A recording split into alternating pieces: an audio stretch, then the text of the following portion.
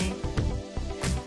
Buffy was born disabled and her parents didn't feed her. But I started to feed her and now she's completely strong and so beautiful.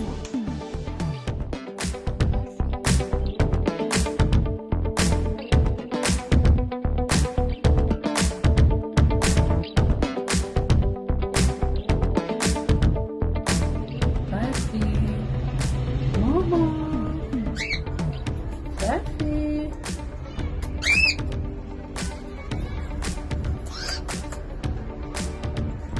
Yeah, mommy. Uh-oh.